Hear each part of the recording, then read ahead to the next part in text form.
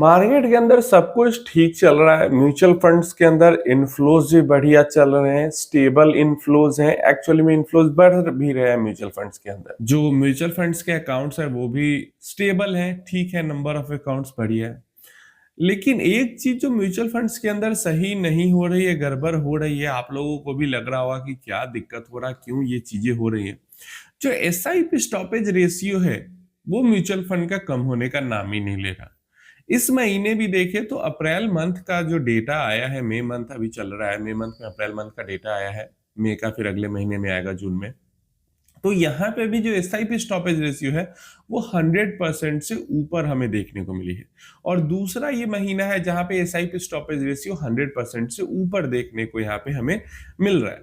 जैसे अप्रैल के महीना में लगभग 50 लाख एसआईपी अकाउंट रजिस्टर हुए, नए एसआईपी रजिस्टर हुई, और 51 लाख उसके अगेंस्ट में एसआईपी बंद हो गई।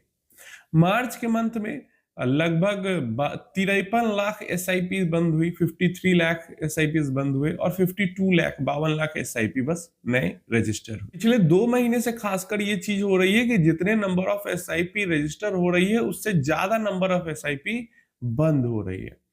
और पूरे साल FY25-6 जो हो गया, अप्रैल 2025 से लेकर और मार्च 2026 तक का देखते हैं, तो ओवरऑल जो एसआईपी स्टॉपेज रेशियो रहा है वो 94% का रहा है, जो कि अगेन हाई है। तो देखिए यहाँ पे एक तो मैं बता दूं कि नॉर्मल सी चीज है भाई, जो मार्केट कंडीशन है उसके अकॉर्डिंग एसआईपी थोड़ा सा स्टॉपेज रेशियो ऊपर नीचे होता ही होता है। और खास कर देखिए, ऐसा नहीं है कि लोग डर के नहीं भाग रहे हैं, लोग डर के भी भाग रहे हैं। लेकिन मार्केट कंडीशन जब खराब होता है ना, तो लोग अपनी इन्वेस्टमेंट पे ज्यादा फोकस भी करने लगते हैं। इस कारण से भी एसआईपी स्टॉपेज रेशियो हाई होता है।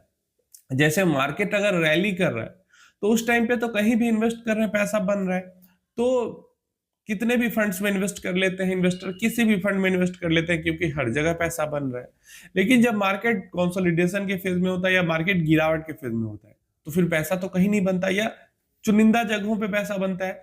तो ऐसे में इन्वेस्टर ज्यादा सटीक होने लगते हैं म्यूचुअल फंड्स को लेके कि कहाँ पैसा बन रहा है, कहाँ नहीं बन रहा है, कौन सा गलत हो गया, कौन सा सही कर लिया। तो जो DIY इन्वेस्टर हैं, जो डायरेक्ट इन्वेस्टर हैं, वो और ज्यादा परेशान होने लगते हैं अपने फंड्स को लेके कि कौन सा फंड सही है, कौन सा फंड गलत है, किसमें मैंने इन्वेस्ट सही कर दिया, किसमें मैंने इन्वेस्ट गलत कर दिया।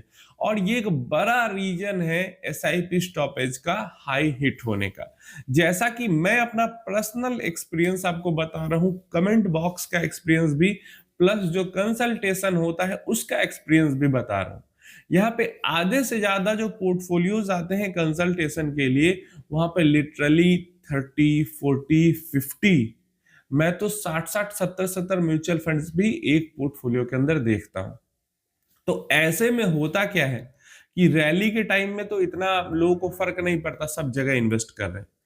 लेकिन जब गिरावट का टाइम आता है तो अपने पोर्टफोलियो को रीबैलेंस करना चाहते हैं इन्वेस्टर, कंसोलिडेट करना चाहते हैं इन्वेस्टर। इस कारण से काफी सारी एसआईपी बंद हो जाती है। प्लस अगर नहीं भी है ज्यादा फंड, फिर भी जैसे जैसे समय बीत रहा है, जैसे जैसे फाइनेंशियल एजुकेशन बढ़ रहा है, फाइनेंशियल लिटरेसी बढ़ रही, जो लोग खुद से भी इन्वेस्ट कर रहे हैं डायरेक्टली और उन्होंने गलत इन्वेस्टमेंट कर लिया, मान लो 10 म्यूचुअल फंड के अंदर इन्वेस्ट कर लिया या 15 म्यूचुअल फंड के अंदर इन्वेस्ट कर लिया, लेकिन उनके गोल के अकॉर्डिंग 5 म्यूचुअल फंड उनके लिए काफी है, तो अगेन यहाँ पे 10 म्यूचुअल फंड तो 15 में से खुद ही बंद हो जाएगा, है ना। या फिर बहुत सारे इन्वेस्टर हैं, ये भी मैं प्रॉपर कंसल्टेशन का ही अपना इन हैंड एक्सपीरियंस आपको बता रहा हूं कि अपने गोल के अकॉर्डिंग काफी सारे जो इन्वेस्टर हैं वो अपने गोल के अकॉर्डिंग गलत इन्वेस्टमेंट कर लेते हैं। जैसे उनके गोल के अकॉर्डिंग उनको स्मॉल कैप में इन्वेस्टमेंट नहीं करना चाहिए, मिड कैप इन्वेस्टमेंट नहीं करना चाहिए, फिर भी वो स्मॉल कैप मिड कैप लेके बैठे हुए हैं। या फिर ऐसे भी इन्वेस्टर हैं जिनको उनके गोल के according small cap mid cap में इन्वेस्ट करना चाहिए, लेकिन वो हाइब्रिड और लार्ज कैप लेके बैठे हुए हैं। तो ये भी जो रीबैलेंस करना है, चेंज करना है उसको, ये भी तो यहाँ पे भी इस कारण से भी तो एसआईपी पुरानी बंद हो रही है, नई ओपन हो रही है। तो ये सब जो रीजन है, इसके कारण एसआईपी स्टॉपेज रेशियो हाई है। डेफिनेटली कई इन्वेस्टर जा भी रहे होंगे मार्केट से, लेकिन यहाँ पे जो इन्वेस्टमेंट का नंबर है और जो एसआईपी का नंबर है, ये हमें ये दिखाता है कि इन्वेस्टर भाग कम रहे हैं और इन्वेस्टर अपने पोर्टफोलियो को रीबैलेंस ज्यादा कर रहे हैं, कंसोलिडेट ज्यादा कर रहे हैं, जिस कारण से एसआईपी का नंबर इतना हाई आ रहा है। आप इसके बारे में राय नीचे कमेंट बॉक्स में जरूर देना, आपको क्या लगता है, क्या रीजन हो सकता है एसआईपी का नंबर इतना ज्यादा हाई है। इसके अलावा ग्लोबल इन्वेस्टिंग को लेकर काफी सारे जो सवाल हैं वो आ रहे हैं कमेंट बॉक्स में। तो देखिए, सबसे पहले तो काफी सारे फंड्स हैं जो कि लगातार ग्लोबल इन्वेस्टिंग वाले जो फंड्स हैं वो अपने इन्वेस्टमेंट को बंद करते जा रहे हैं। नॉर्मल सी बात है, यहाँ पे लोग पागल हो चुके हैं बाहर, भारत से बाहर इन्वेस्ट करने के लिए, एकदम ही लिटरली पागल हो चुके हैं, ऐसे टाइप का इन्वेस्टमेंट कर रहे हैं लोग। अभी तुरंत ही हमें सुनने को मिला एक्सिस ने अपना सारा फंड बंद कर दिया, कोटक ने थोड़े टाइम पहले बंद किया था, आईसीआईसीआई ने बंद किया था। अभी आज के डेट में हमें इन्वेस्को को लेकर अपडेट आते हुए दिखी है कि सारा फंड बंद हो गया बाहर इन्वेस्टमेंट वाला। एडलवाइस के कुछ फंड्स बंद होते हुए हमें तुरंत दिखे हैं। तो लगभग फंड्स जो हैं वो बाहर इन्वेस्टमेंट करने के लिए इनफ्लोज लेना बंद कर चुके हैं। देखिए, बाहर इन्वेस्टमेंट करने के लिए 50 जगह इन्वेस्ट करने की आपको जरूरत नहीं है। बाहर इन्वेस्ट करना है, अगर भारत से बाहर इन्वेस्ट करना है तो अमेरिका के अंदर अगर इन्वेस्ट कर ले रहे हैं, बात खत्म हो जा रही है। और नैस्डैक 100 जो इंडेक्स है वो काफी बेहतरीन इंडेक्स है इन्वेस्टमेंट करने के लिए।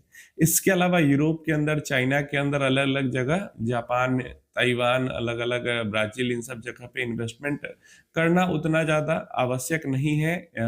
एज ए इंडियन इन्वेस्टर हमारे लिए उतना ज्यादा आवश्यक नहीं है।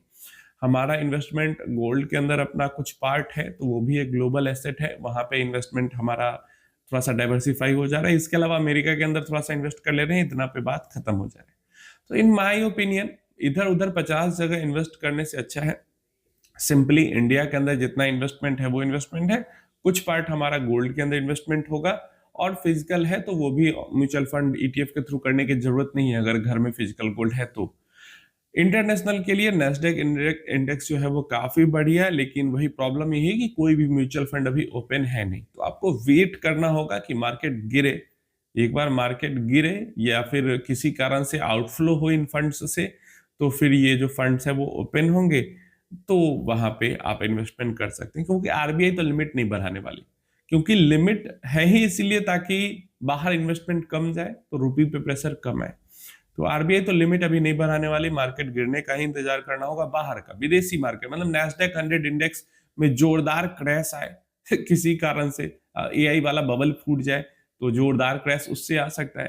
तो जोरदार क्रैश आएगा नैस्डैक 100 के अंदर, तो हमें जो नैस्डैक 100 के फंड्स हैं वो ओपन होते हुए दिख जाएंगे। और मैं तो बहुत ज्यादा, मतलब भगवान से रिक्वेस्ट कर रहा हूँ कि एक बार नैस्डैक 100 के अंदर जोरदार क्रैश आ जाए ताकि नैस्डैक 100 के फंड्स कुछ टाइम के लिए ओपन हो जाए, तो ये कर सकते हैं। इसके अलावा आप डायरेक्टली बाहर के अकाउंट्स ओपन करके बाहर इन्वेस्ट कर सकते हैं, लेकिन फिर वहीं पे उसमें थोड़ा सा प्रोसेस थोड़ा लेंदी हो जाता है, टैक्स रेगुलेशंस बदल जाते हैं, है ना, तो ये सारी चीजें हो जाती हैं, एक्सपेंस थोड़ा सा बढ़ जाता है अगर आप डायरेक्टली ब्रोकर, जैसे आप इंड मनी वगैरह, वेस्टेड वगैरह के अंदर अकाउंट खुलवाते हैं, तो वो पार्टनर अपने बाहर का ब्रोकर है उसके साथ अकाउंट आपका ओपन होता है, एंड देन वहां पैसा ट्रांसफर करके इन्वेस्ट करते हैं।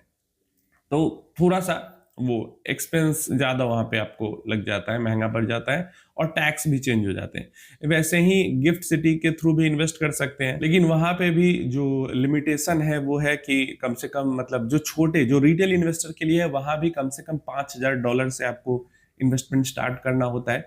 तो ये सब लिमिटेशन है, आपको इंतजार करना चाहिए म्यूचुअल फंड्स के ओपन होने का, तब तक आपका गोल्ड के अंदर जो इन्वेस्टमेंट है वो काफी है। प्लस इंडियन मार्केट के अंदर अभी कम प्राइस पे यूनिट मिल रही है, तो उसको एकोमुलेट करने पे आप ज्यादा फोकस यहाँ पे कर सकते हैं।